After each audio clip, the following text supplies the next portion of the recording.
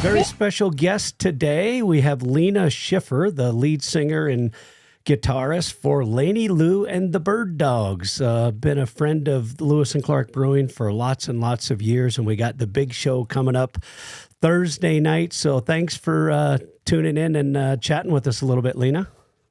Yeah, happy to be here. So this has got to be somewhat of an emotional roller coaster. These last few shows, I've been seeing some of the Instagram posts, and the crowds are just off of the hook. And I'm sure the emotions are flying high. So tell us a little bit about how this last month has been with these kind of final shows in each area with the original lineup. Yeah.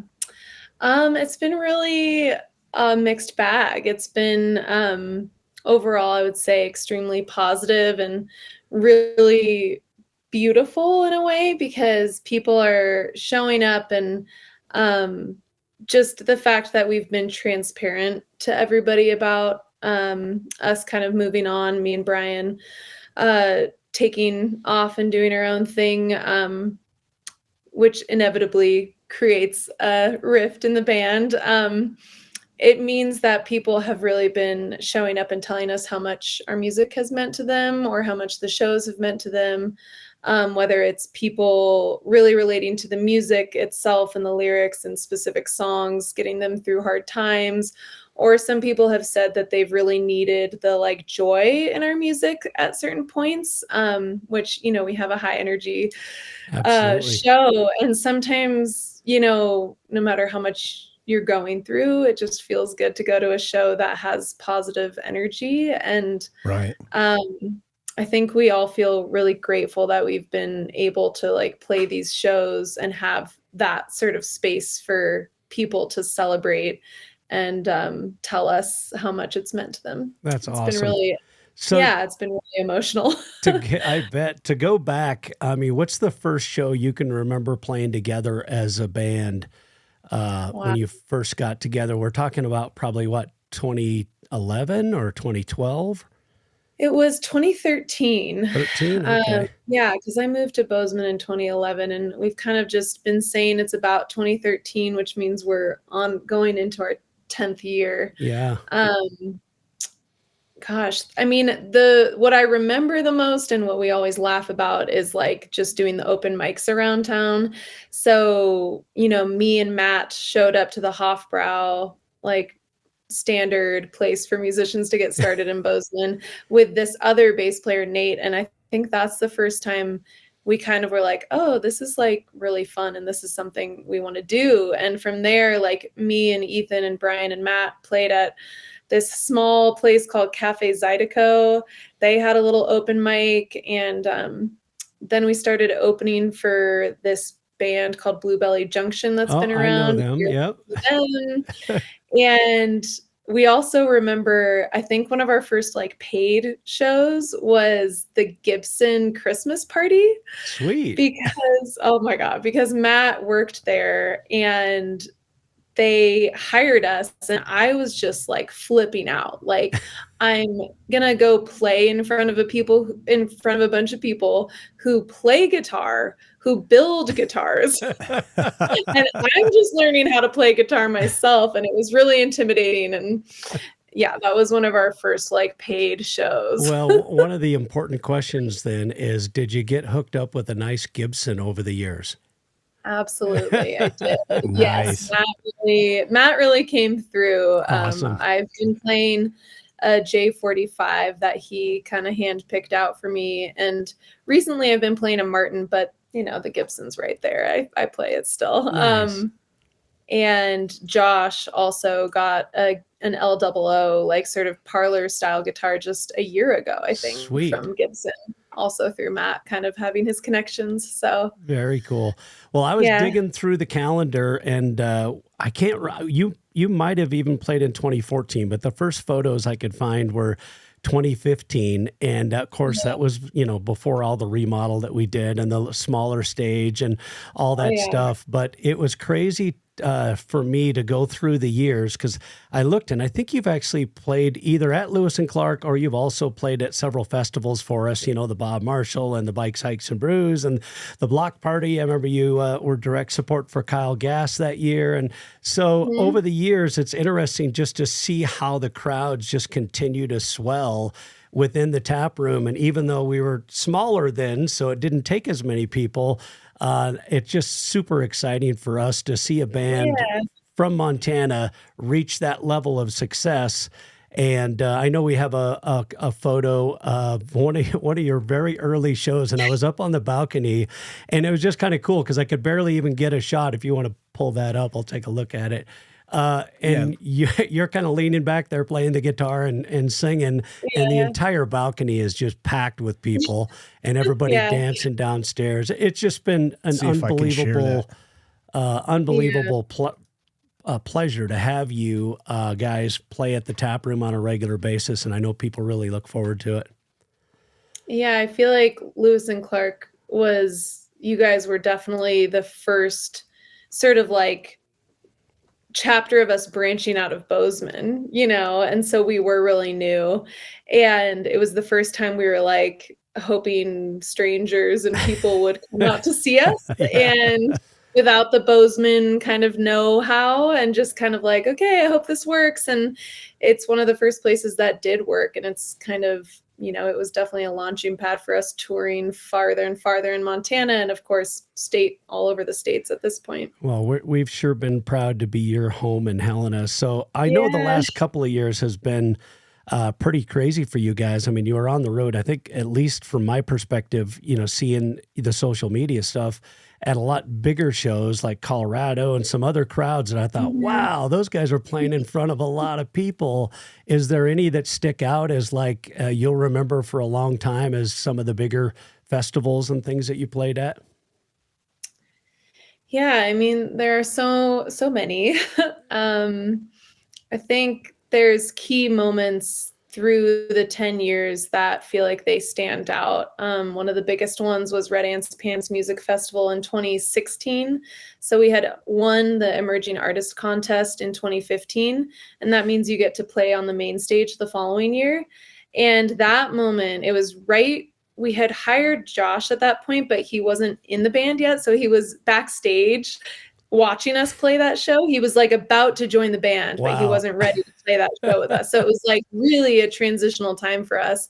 And he like gave us this pep talk before we walked on stage. And I walked off that stage, and I think my other bandmates and I like were the same and thought, I want to do this for my like job. Like That's I awesome. was like, I cannot believe this is like a career. Because it was so like, God, it was like hard to explain how amazing that show was. And I just couldn't believe people get to do that as Yeah. their job. You really get told that in high school when you go to career day. It's not, Yeah. there's rarely a musician that's like, hey, this is a possibility. And Yeah. we all For just so sort of many had people, it's that. kind of a part-time gig, right? And so Yeah.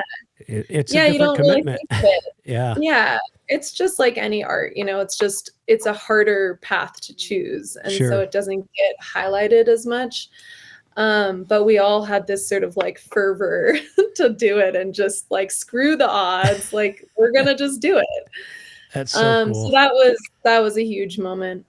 And then I would say like, Under the Big Sky in Montana, that was a huge lineup. Yep. To be a part of, that was definitely influential just in being like, oh, we're actually like part of this bigger grouping Yep. of artists. And the same went for this festival in Louisville, Kentucky, that had Pearl Jam headlining the night that Oh, we. awesome. So it was like, shows like that definitely stood out and kept us going. But of course, there were little hubs in all the states. Like we would go to the Northwest and have our little places there that had venue owners like you that just kind of like took us under their wing, and we we built an audience that way. So that kind of happened in the Northwest, the Midwest, and Colorado. Yeah, I know And you have a bunch of connections in Minneapolis and that area. And yeah, a lot of that we really got embraced by the Midwest. one of the things I thought, and it must be one of the, I guess, pleasures, the side pleasures of touring, is how many bands I would run in that came through our place that knew you guys, and many of them, you know, even use that as a way to get a booking. It's like, hey, you know, Lena told me to reach out. And I thought that was so cool that it must be like, hey, let's try to take care of each other when we're in each other's backyards and see if we can help each other out. Yeah, the network is really strong. I think our value as a band has always been like supporting each other rather than being against each other. It can get very competitive, and I just made sure, like, whenever I was sending people to you, I just made sure they like knew they could reference me. Yeah. You know, just because, like, and I'm not going to say that. I'm not going to say they can reference me if I don't know them. Yeah. No, so I, feel like I always knew that if you had recommended they get a hold of me, they were worth having. So we've gotten several come through that I would never have probably booked without some sort of, because there's just so many, and it's tough to filter, you know, what's going to be something that people get excited about. And it's fun to see bands come through the first time and then continue on that process of building their name. And you guys I use you honestly, you know, the Bird Dogs as an example of, hey, look at what you can do in a market if you're dedicated to that market. And you can make some good money down the road, but we just have to start together at the bottom and kind of build this together. And it just makes a huge difference. So tell us, I guess, a little bit about, you know, the actual future and what you're thinking about doing. Yeah. I'm definitely going to be still playing music. I'm developing a solo project right now and have some pretty exciting shows in the books already that I think it's just sort of like somehow became time for that to happen. And, you know, it's so bittersweet to be leaving the Bird Dogs, but I'm in search of just a new creative direction and sort of having my own voice that is truly from me and authentic to me versus sharing it on stage, you know. And it doesn't mean I won't have a band. It's just sort of like the way the Bird Dogs has always functioned has been, we're very like much a team, and there's 4 songwriters, and I love that. Like, I'm such a team player and I love it, but it's been 10 years of that, and I'm finally feeling like I'm confident enough and have grown enough to want to just see what happens when I play with my own self, myself, and I. That's awesome. So no break in the vocals then. Yeah, it's easier to schedule that too. Yes, much easier to schedule, and I'm just excited. It's like, you know, it's like any job. If you're doing something for 10 years, it's like you kind of reach a point where you just have to decide if you're gonna stick to that or continue on to some new adventure. So yeah, I know several people have, you know, everybody speculates and say, I bet she's going to go start singing with The Last Rebel, or she's probably going to, you know. So are you planning on doing anything and, you know, kind of jumping in with some folks like that? Or, I mean, obviously there's a relationship there. Yes, of course. Yeah, a lot of people want to know if I'm going to be with The Last Rebel. I will certainly be attending more Last Rebel shows and probably hopping on stage with them. But yeah, no intention to be singing or being part of their band. Okay. I'm sure Ryan, you know, my husband, to anybody who's out there who doesn't know who's in The Last Rebel, I'm sure we'll play some more shows together, but it's not the priority for either of us. Just kind of a fun side project. Totally. It's a fun side project. And right now, I'm just excited to like develop a new sound and a new voice for myself. And well, we are super excited as well. So if you want to try out any material, please keep us in mind. We would love to have you back in whatever form you know, your musical career takes. We'd love to have you. And this show is going to be really good. I mean, I think we're less than about 60 tickets left out of 400. So it's going to be a sold out show and going to be exciting. Yeah. I'm so glad it's happening right around the last show in Bozeman, because it really is like Helena and Bozeman have just gone hand in hand with how close the markets are with our following, and how much of a family we feel with you guys at Lewis and Clark Brewing. So it's Cool.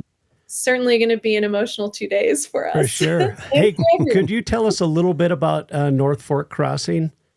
Oh, sure. Yeah. So they are a 4-piece bluegrass band, and they started maybe 2 years ago. And we've just become friends with them. They're kind of like our little brothers. Like, Cool. for a while, there was such a surge in bluegrass bands in Bozeman, and that's actually kind of like narrowed down a little bit in the past couple years. And so when North Fork Crossing came on the scene, we definitely like paid attention right away. Like, who are these guys? And as we got to know them, they're just like the nicest people. And their hearts are really in the right place. They write their own music, they play covers, they're young, and like just I just love them. They're really, really solid people beyond their music. Awesome. And it makes me happy.